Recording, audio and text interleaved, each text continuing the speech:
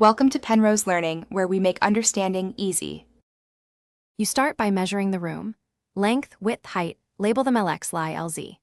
Once done, choose coordinate axes and note rigid or open boundaries, because boundary conditions change mode formulas.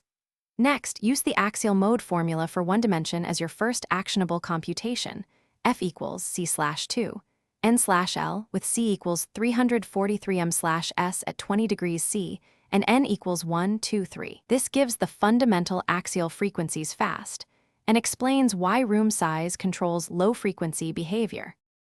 Next, compute combined modes using the 3D formula. F equals C/2 SQRT, N/LX2 plus M/Ly2 plus P/LZ2. Make sure to choose correct starting indices.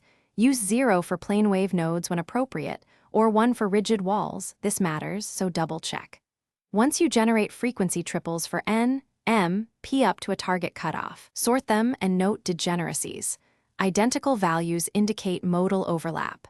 Then, calculate modal spacing and density to predict Finally, analyze the modal list. Plot a frequency histogram and cumulative mode count so you see clustering and modal density.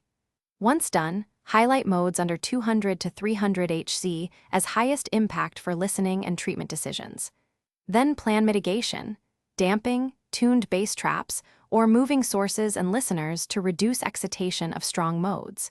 If measurements disagree with predictions, recheck dimensions and boundary assumptions.